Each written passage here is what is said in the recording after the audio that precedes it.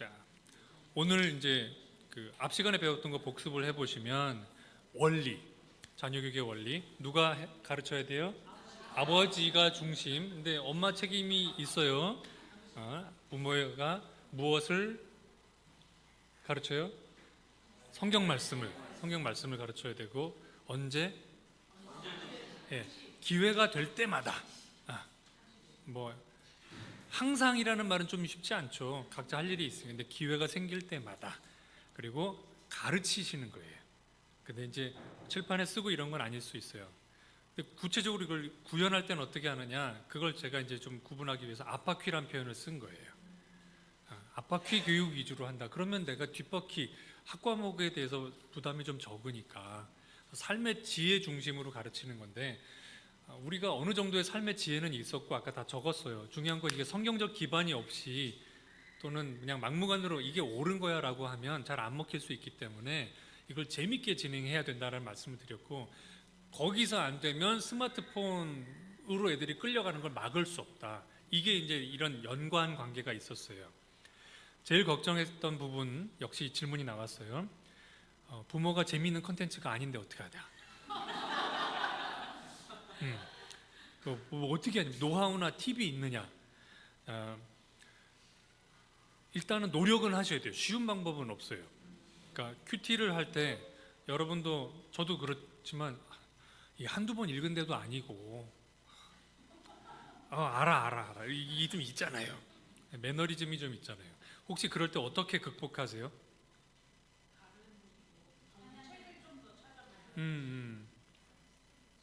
네?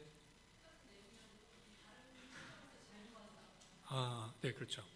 그러니까 지금 말씀하신 것처럼 버전을 좀 바꿔서 보거나, 또는 뭐 언어가 되시는 분은 영어로도 한번 읽어보거나, 아니면 그거에 대해서 조금 공부하고 고민하신 분들이 쓴 책을 같이 보거나, 이렇게 하면 우리도 매너리즘을 좀 극복하잖아요.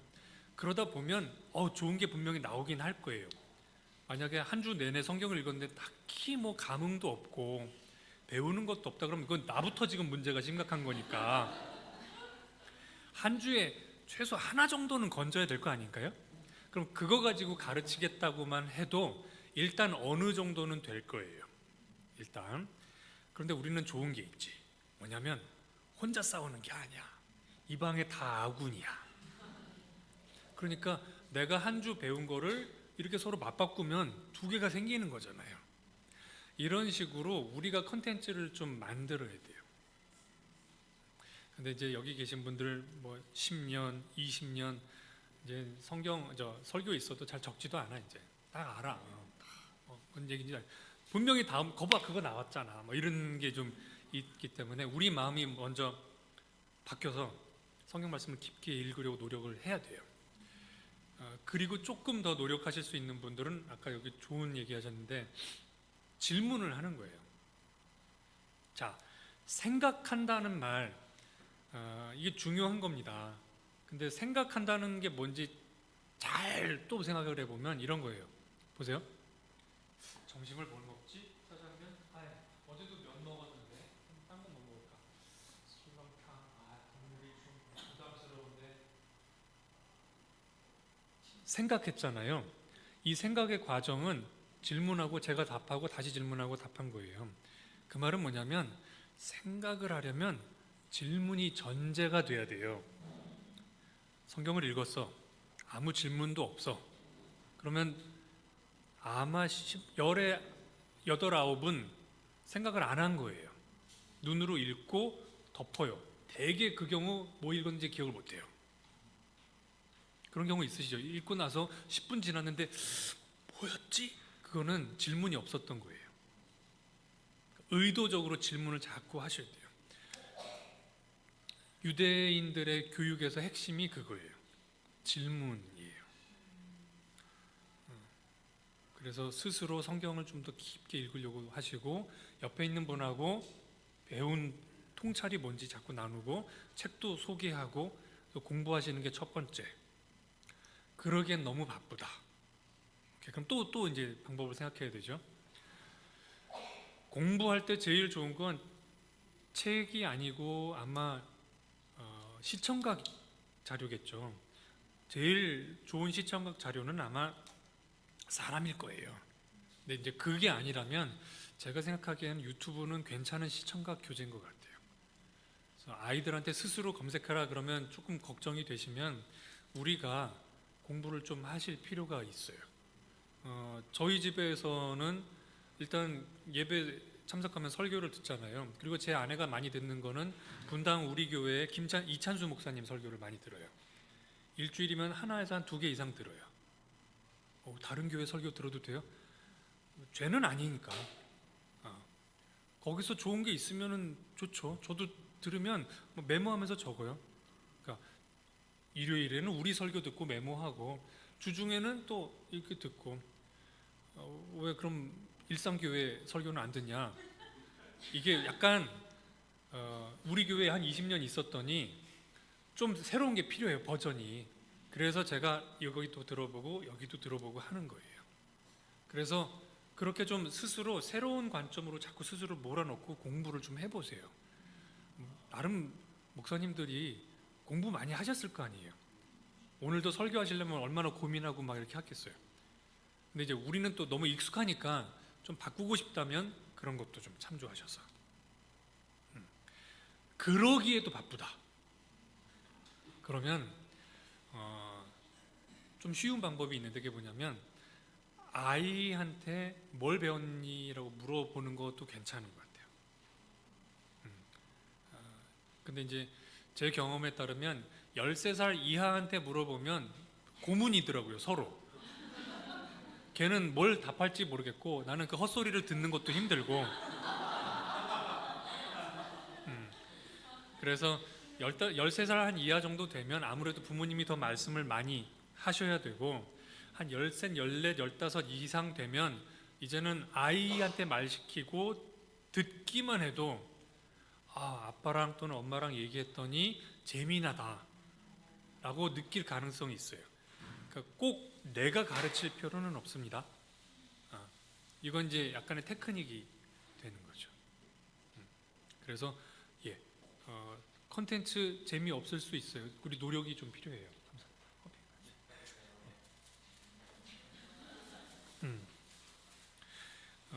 노하우를 물으셨길래 요거까지 얘기하고 주제를 또 바꿔볼게요. 초등학교 입학하기 전이었을 거예요. 왜냐하면 제가 마포구 성산동에 살 때 일인데 그때 제 아버지와 저의 대화 경험이 굉장히 좋았어요. 기억하실지 모르겠다. 옛날에 이렇게 아이스크림 통 검은색 고무 뚜껑 열면 이렇게 꺼내 막 길쭉한 통. 그거 기억하시죠? 막 20원, 30원 하던 때 그걸 딱 꺼냈어요. 아버지가 사주셨길래 기분 좋게 봉지를 딱 뜯었어. 그랬더니 김이 모락모락 나는 거예요. 한창 더울 때. 제가 여쭤봤어요. 아빠, 왜? 이거 왜 김이 나죠? 그래서 왜 그 이상하냐? 이거는 뜨거운 국도 아닌데 차가운 거에서 왜 김이 나요? 라고 제가 여쭤봤어요. 자, 우리 옆에 분하고 한번 해봅시다. 가위바위보 한번 해볼까요? 옆에 분하고 가위바위보. 아버지하고 딸, 아들 정할 거예요. 없으면 없는 대로 옆에 분 보세요. 자, 이긴 분. 이긴 분은 하여튼 이기면 편해. 그냥 아빠, 엄마, 이건 차가운데 왜 김이 나요? 이렇게 물어보시면 돼요. 그럼 아버지든 어머니든 뭐라 할 거야. 한번 들어볼게요. 자, 시작.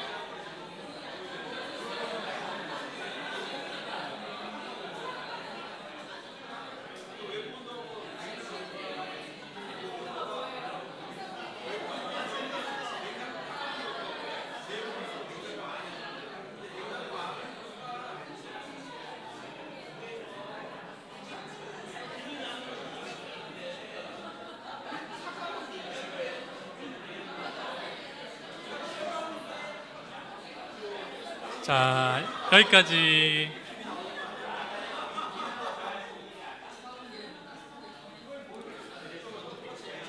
이걸 해보면 학부모, 아버지나 어머니는 크게 세 유형으로 나뉘어요. 제일 많은 유형은 과학 선생님 유형. 그게 말이다, 이렇게 습기를 품은 뜨거운 공기랑 찬 공기가 만나면 순간적으로 이 수증기가 물로 바뀌어요. 이런 이야기를 하는, 설명하는 분들이 계세요. 과학 선생님 유형이 있고, 두 번째는 막무가내 형이 있어요. 먹기 싫으면 줘 임마.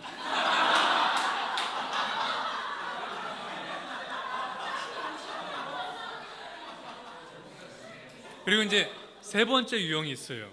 제가 이제 말씀드리려는 포인트예요. 저희 아버지가 그때 무슨 생각이 드셨는지 저한테, 야, 그러면 뜨거운 국에서 김이 왜 나니? 이렇게 물어보셨어요. 반대로 제가 또 과학소년이었거든요, 나름. 그래서 그건 내가 알지 아빠. 이게 이 미역국인 거기서 나오는 거는 수증기가, 그 물기가 있거든. 근데 이게 차가운 겨울국 하다가 알아버렸어. 같은 원리인 거야. 와, 제가 이걸 왜 이렇게 선명히 기억하냐면 그때 깜짝 놀랐기 때문에 그래요. 뭘 배웠냐? 내가 모르는 내용을 책을 읽거나 설명을 듣지 않아도 한 번 더 생각하면 알아낼 수도 있다. 그런 경험을 그 전까지 못 해봤다가 그 어린 나이에 그게 정말 신기했어요. 근데 재미난 건 어느 날부터 제가 그 말투를 쓰기 시작한 거예요. 그래서 아빠 이건 왜 그래요? 그러게, 너는 왜 그런 거 같니? 그럼 뭐 이런 거 같아요. 그러면 내 생각에도 그런 거 같아. 어느 날 아들이 눈치를 챘어. 질문을 하래매요. 그래서 질문하면 대답을 해줘야지. 질문을 했더니 네 생각은 뭐야? 그러고 그냥 가라 그러면 어떡해? 네 생각이 맞는 걸? 그러니까 아이들의 질문에 아이들이 대답하도록 전 질문을 돌려준 거예요. 그런데 곧잘 대답을 해요. 그럼 그냥 그게 맞는 것 같아 하고 하면 돼요. 만약에 틀린 말을 했다, 그럼 어떻게 할까요? 그렇게 가기 전에 한 번만 더 해요. 그거 말고 또 뭐가 있을까? 하고 또 물어봐. 근데 한 2번 정도 얘가 틀린 대답을 하면 지도 알아요. 못 맞춘다는 걸. 그때쯤 제가 얘기해 줘도 늦지 않아요. 근데 아시지만 우리가 말을 하면 졸리지도 않고 좀 이렇게 몰입이 되잖아요. 마찬가지, 아빠나 엄마의 컨텐츠가 부실해서 애들을 재우느니 너가 얘기해라. 그거 진짜 재밌다. 어디서 봤어? 이렇게만 해줘도 아이는 아빠나 엄마하고 얘기하는 게 훨씬 즐거워질 거예요. 그래서 아까 컨텐츠 어떻게 개발합니까? 색다른 시각에서 이걸 보려고 공부하셔야 되고, 필요하면 옆 사람한테 배우시고, 필요하면 유튜브를 보셔도 되고, 그도 안 될 때는 여차하면 아이한테 물어보고 아이한테 맞장구만 쳐주셔도 아이는 그 시간에 자기가 말해놓고도 아빠하고 있는 시간은 즐거웠어. 달리 표현하면 아빠라는 컨텐츠는 재미나, 이렇게 느낀다는 거예요. 이게 일종의 플러스적인 힘으로 아이를 끌고 오는 거예요. 하지만 그래도 스마트폰은 굉장히 강력해요. 이게 근데 어떻게 해서 그렇게 강력한 힘을 갖는지는 이제 영상을 통해서 보도록 하겠습니다. 이 영상은 5분 정도 되는 동영상이고 유튜브, 영어로 되어 있는 자료를 누가 친절하게 감사하게도 자막을 다 걸어줬어요. 내용은 이렇습니다. What causes, say, heroin addiction? This is a really stupid question, right? It's obvious. We all know it. Heroin causes heroin addiction. Here's how it works. If you use heroin for 20 days, by day 21, your body would physically crave the drug ferociously because there are chemical hooks in the drug. That's what addiction means. But there's a catch. Almost everything we think we know about addiction is wrong.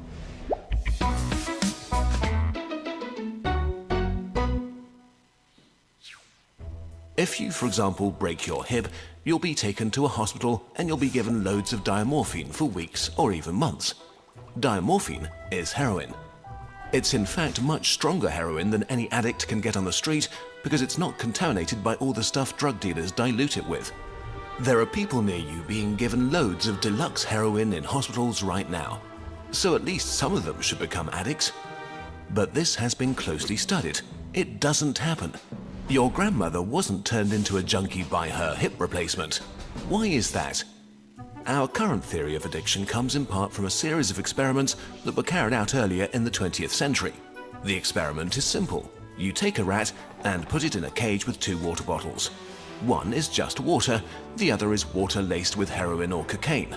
Almost every time you run this experiment, the rat will become obsessed with the drugged water and keep coming back for more and more until it kills itself.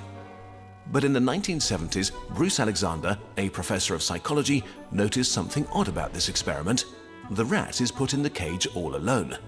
It has nothing to do but take the drugs. What would happen, he wondered, if we tried this differently? So he built Rat Park, which is basically heaven for rats. It's a lush cage where the rats would have colored balls, tunnels to scamper down, plenty of friends to play with, and they could have loads of sex. Everything a rat about town could want. And they would have the drugged water and the normal water bottles. But here's the fascinating thing. In Rat Park, rats hardly ever use the drugged water.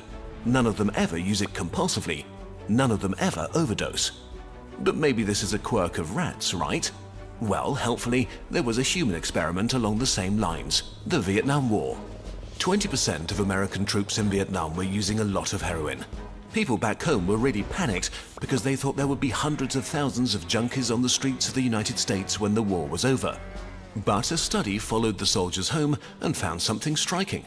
They didn't go to rehab. They didn't even go into withdrawal. 95% of them just stopped after they got home. If you believe the old theory of addiction, that makes no sense. But if you believe Professor Alexander's theory, it makes perfect sense. Because if you're put into a horrific jungle in a foreign country where you don't want to be, and you could be forced to kill or die at any moment, doing heroin is a great way to spend your time. But if you go back to your nice home with your friends and your family, it's the equivalent of being taken out of that first cage and put into a human rat park. It's not the chemicals, it's your cage. We need to think about addiction differently. Human beings have an innate need to bond and connect. When we are happy and healthy, we will bond with the people around us. But when we can't, because we're traumatized, isolated, or beaten down by life, we will bond with something that gives us some sense of relief. It might be endlessly checking a smartphone, it might be pornography, video games, Reddit, gambling, or it might be cocaine. But we will bond with something because that is our human nature. The path out of unhealthy bonds is to form healthy bonds, to be connected to people you want to be present with. Addiction is just one symptom of the crisis of disconnection that's happening all around us. We all feel it. Since the 1950s, the average number of close friends an American has been steadily declining. At the same time, the amount of floor space in their homes has been steadily increasing. To choose floor space over friends, to choose stuff over connection. The war on drugs we've been fighting for almost a century now has made everything worse. Instead of helping people heal and getting their life together, we have cast them out from society. We have made it harder for them to get jobs and become stable. We take benefits and support away from them if we catch them with drugs. We throw them in prison cells, which are literally cages. We put people who are not well in a situation that makes them feel worse and hate them for not recovering. For too long, we've talked only about individual recovery from addiction. But we need now to talk about social recovery, because something has gone wrong with us as a group. We have to build a society that looks a lot more like Rat Park and a lot less like those isolated cages. We are going to have to change the unnatural way we live and rediscover each other. The opposite of addiction is not sobriety. The opposite of addiction is connection.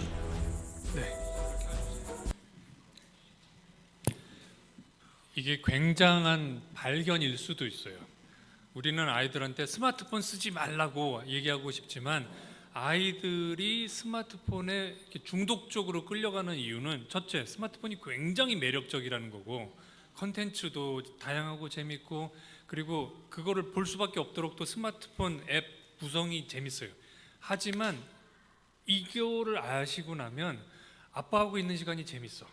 엄마하고 같이 있으면 행복해. 형 동생들하고 놀면 즐거워져. 그러면 스마트폰을 덜 사용할 가능성이 훨씬 높아져요. 근데 아이들이 학교에 가면 학교에 가서 스트레스 받아. 집에 오면 집에서 스트레스 받아. 만약 이러면 도망가고 싶은 거죠. 그런데 몸은 못 도망가는데 정신은 다른 세계로 끌고 가주는 이 작은 기계가 눈앞에 있는데 그걸 어떻게 이겨내요? 그러니까 오늘 저하고 이제 얘기하시면서 하나 배우실 수 있는 건 뭐냐면 스마트폰을 막는 거, 막 물이 솟구타 오르는데 그걸 손으로 덮는 거는 제대로 된 해법이 아니다. 이 에너지를 어딘가 연결되고 싶고 즐기고 싶고 이런 거를 끌어주는 것. 첫 번째는 부모의 컨텐츠. 또 두 번째로 가면 교회 안에서 다른 어른들하고 어울리고 친구들이랑 어울릴 수 있는 기회, 이런 거를 많이 만들어야 돼요. 그래서 좀 이렇게 얘기하면 힘드실 수도 있겠지만 지금 이제 교회, 우리뿐만 아니라 많은 교회가 겪고 있는 어려움 중에 하나는 컨텐츠 싸움에서 밀리고 있다는 거예요. 성경 말씀이 사람들의 마음을 깊이 감동 주지 못하기 때문에 많은 교회들이 어른들이 막 떠나가고 애들이 떠나가잖아요. 우리 교회가 급성장했었던 이유 중에 하나는 우리 컨텐츠가 탁월했기 때문이에요. 여기 와서 말씀을 그렇게 보는 건지 몰랐습니다. 말씀을 그렇게 적용한다는 게 가능한지 몰랐는데 진짜 그렇게 사시네요. 이러니까 와서 사람들이 우와 감동하는 거죠. 반대로 최근 그런 사람이 줄었다 그러면 우리 또 반성해 봐야 돼요. 우리도 매너리즘에 빠져서 재미없는 옛날 드라마를 틀고 있는 거 아닌가. 기억하세요? 예전에 뭐 대추나무 사랑 걸렸네, 전원일기. 우리 지금 이거 방송하고 있는지도 몰라요. 그러니까 젊은 청년들이 교회 못 오는 거죠. 지금 엄청 재밌게 회사 가기 싫어 이러고 보고 있는데 모르세요? KBS 새로 드라마 진짜 재밌어요. 이러고 보고 있는데 여기 왔더니 제 감동도 없고 재미도 없고 그러면 이제 놓치는 거예요. 여기 아까 이제 보니까 우리 교회는 고1 학생이 제일 나이가 많은가 봐요. 청소년 중에. 제가 조금 슬프고 무서운 소식을 하나 전해드리면 잠실교회는 이미 고2, 3 대학생들이 있잖아요. 대학만 가면 교회 안 와요. 절반 이상이 교회 안 옵니다. 현실이에요. 어쩌면 다른 교회들은 더 심각할지 모르겠는데 최소한 우리 교회를 봤을 때 대학 가면 교회 안 와요. 왜? 더 재밌거든 콘텐츠가. 그러니까 착각하시면 안 돼요. 이 안에서 아이들이 건강해 보인다고 해서 얘네들이 밖에 나가서도 생존할 만큼의 경쟁력, 여기서 말하는 경쟁력은 하나님 말씀이 더 사랑스러워 이런 정도가 아니에요. 그래서 진짜로 제대로 가르치시고 튼튼하게 만들어야 얘네들이 건강하고 세례도 받고 그러는 거지. 안 그러면 싸움에서 이미 지게 됩니다. 자, 됐고 빠르게 몇 가지 답을 해드릴게요. 홈스쿨링에 관심이 있다고 하신 분이 2분 계세요. 조건이 있느냐? 일단은 부모님이 공부하시는 게 필요합니다. 가끔 물어보세요. 그걸 집에서 어떻게 가르치시나요? 부모가 선생님일 거라고 생각하는데 홈스쿨링 해보니까 부모가 학생이 돼요. 그럼 자녀도 학생이 되는 거예요. 그냥 공부하는 집으로 바뀌는 거지 누가 누구를 가르치는 건 아니에요. 그래서 여러분이 공부에 관심이 없다 그러면 홈스쿨링 하지 마세요.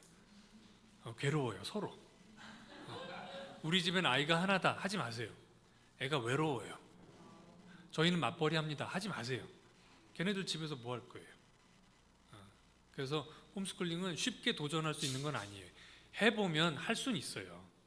근데 뭐 이렇게 홈스쿨링은 멋있을 것 같다. 꼭 그렇지 않아요. 집에서 학교 다니는 아이들도 충분히 잘 하실 수 있어요.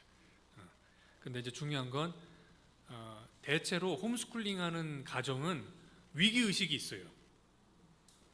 얘가 어디 가서 배울 게 없으니까 나라도 뭐 해줘야 되는 거 아니야? 이러니까 이제 공부하는 분위기가 형성된 나머지 애들이 스스로 공부하는 거지 부모한테 배우는 건 아니거든요.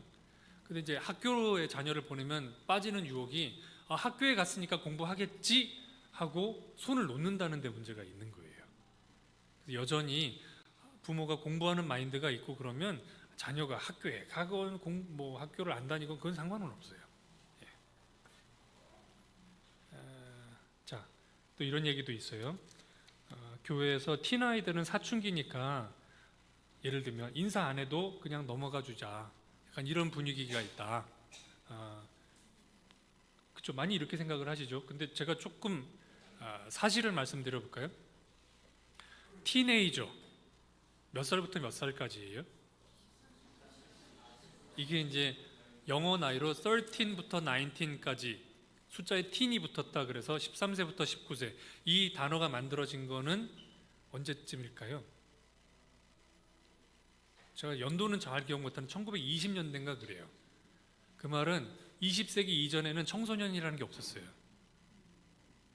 그냥 애와 어른인 거야.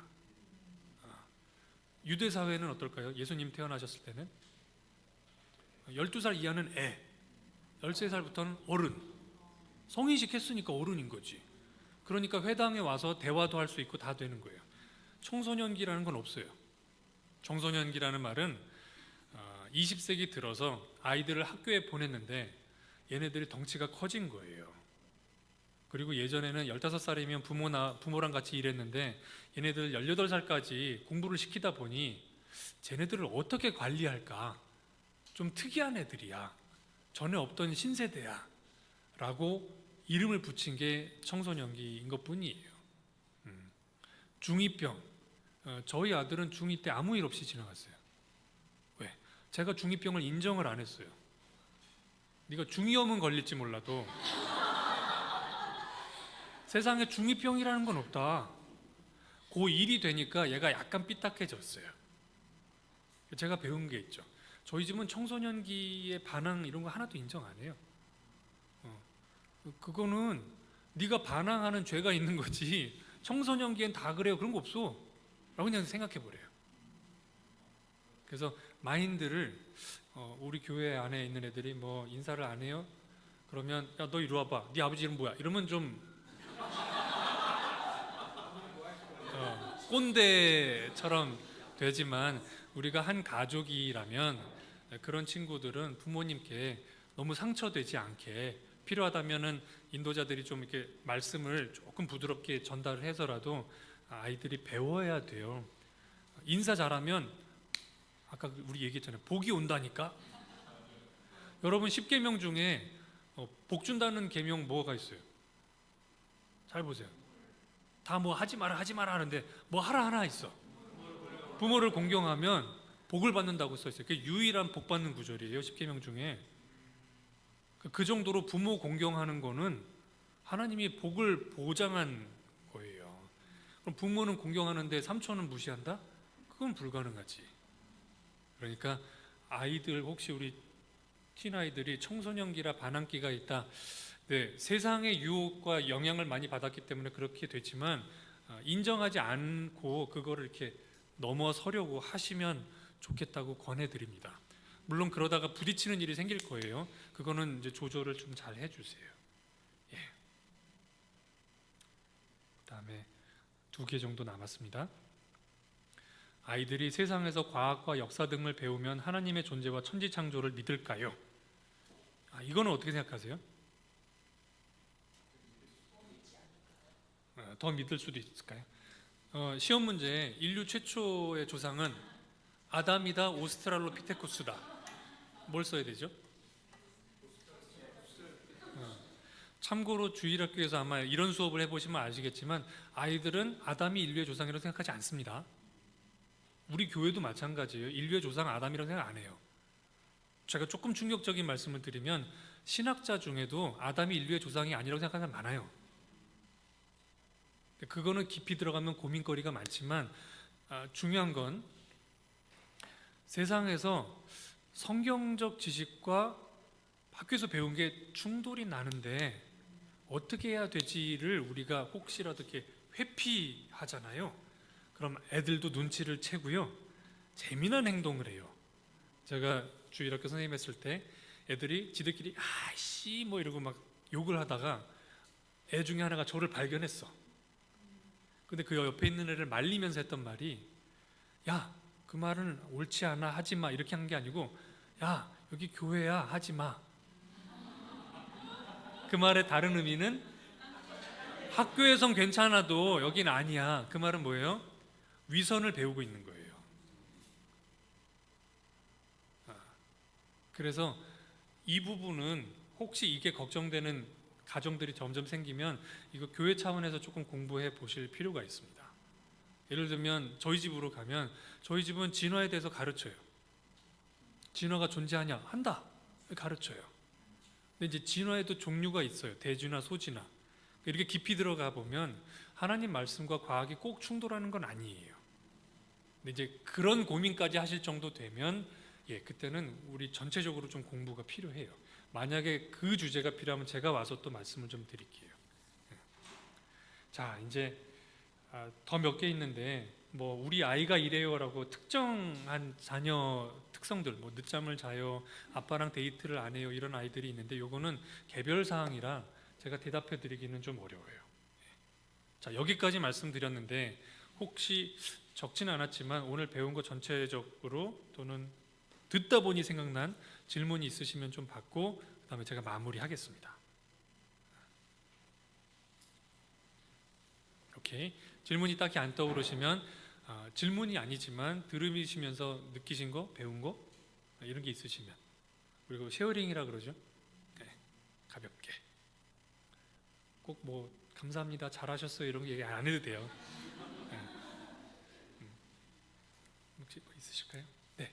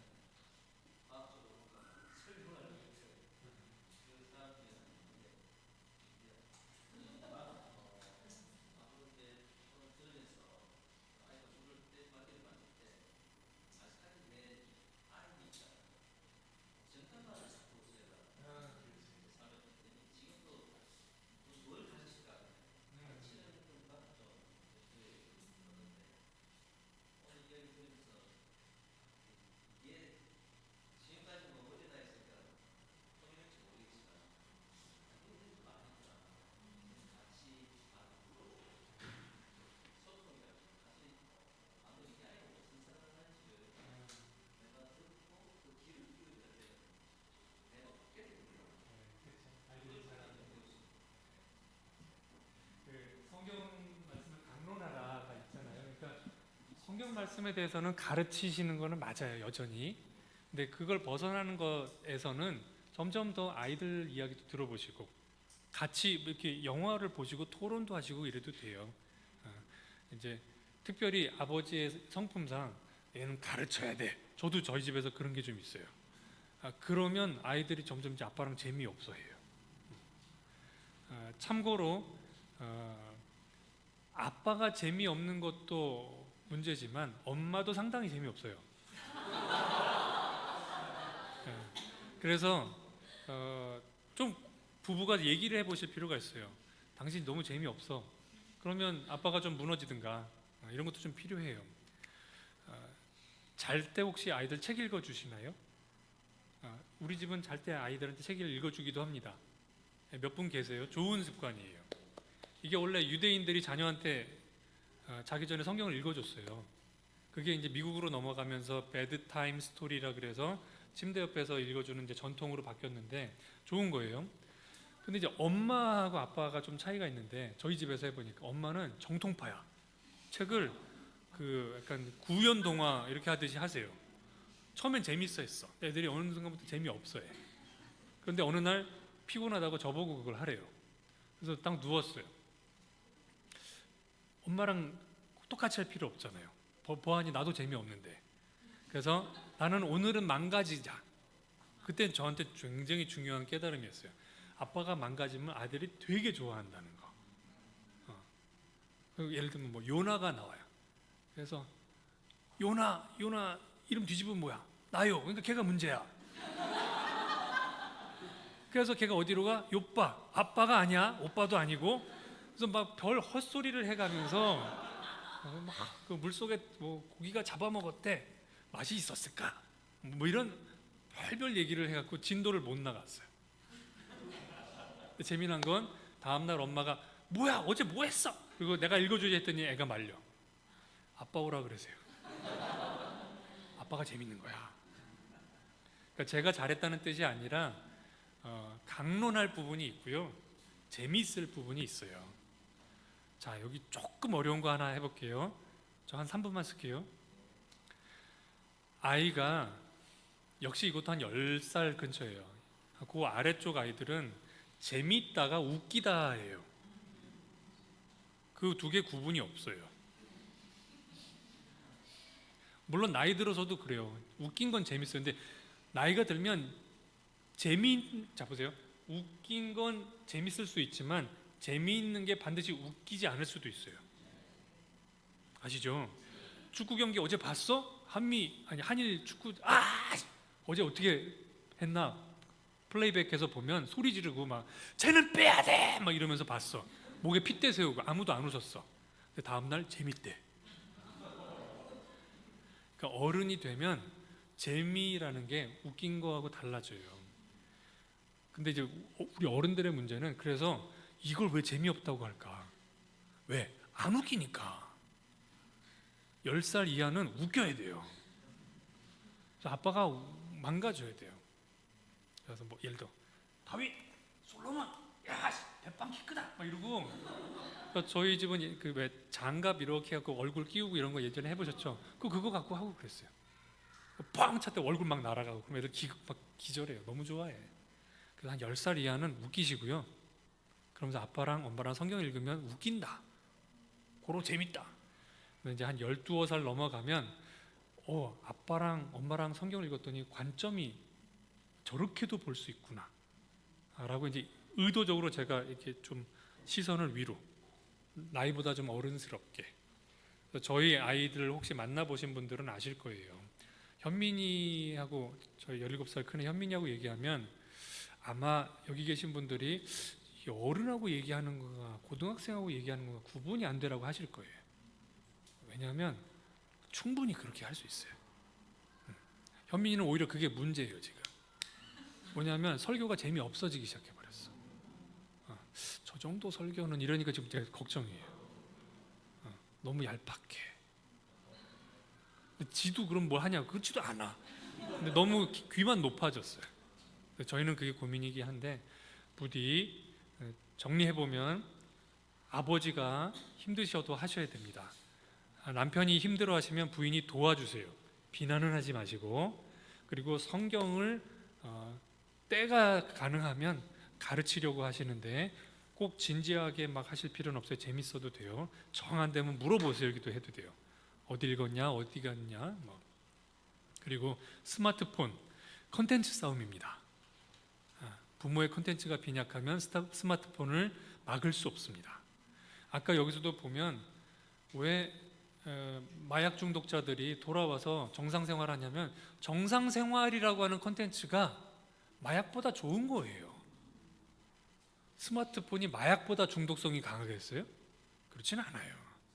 근데 마약도 이겨낼 수 있다는 거는 그만큼 일상생활을 잘 꾸리면 충분히 재밌을 수 있어요. 그래서 혼자 하기 힘드시면 우리 제자들 서로 많이 도와주시고, 저희 집 얘기 하나만 더 하고 마치면, 저는 뭐 오늘 보셔서 아시겠지만 이른바 정답에 가까운 삶을 살려고 되게 노력을 많이 해요. 당연히 재미가 좀 없지. 강의나 하니까 좀 재밌지 일상은 재미가 없어요. 그런데 모진우라는 형제가 있어요. 아시나요? 모진우는 저하고 동갑이에요. 아들이 또 동갑이에요. 체격도 비슷해. 둘이 합치면 한 체중이 한 180, 170 될걸요? 둘이서 80, 95 뭐 이러니까. 근데 저희 둘은, 진우하고 저는 약간 이런 식, 우리는 아들 둘을 공유한다 이런 개념이 있어요. 왜냐? 저는 꼼꼼하고 논리적이고 제 아들은, 현민이는 안 그래요. 이래. 진우 아들 재호는 꼼꼼하고 논리적이에요. 저하고 잘 맞아요. 현민이는 재호랑 이제 진우랑 잘 맞아요. 그래서 그 집에 가면 어제 뭐 했니? 그러면 우리 집에서는 상상도 못할 일을 했어, 아빠. 뭐? 10시 반에 치킨을 시켜서 먹었어. 저희 집에서는 상상 못할 일이에요. 10시 반에 어떻게 치킨을 시켜 먹어요. 근데 그리고 나서 영화를 보러 갔대요. 심야 영화. 그래서 집에 2시에 들어와서 잤대. 저희 집은 그게 말이 돼. 그러니까 하나님께서 정말 감사하게도 저는 저하고 안 맞는 아들을 주셨고 진우한테는 안 맞는 아들을 주셨지만 우리 두 아버지가 자식을 공유하기 때문에 이 아이들은 이렇게 밸런스가 생긴 거예요. 그래서 종종 저희 아들 그 집 가서 자고 재호도 우리 집 와서 자요. 오면 아들이라고 얘기해요. 심지어는 제가 축복 기도할 때도 재호가 먼저 받아요. 생일이 빨라서. 그런 식으로 혼자 싸우지 마시고 서로 도우셨으면 좋겠습니다. 나중에 기회 되면 또 뵙기로 하고 여기까지 할게요. 네, 고맙습니다.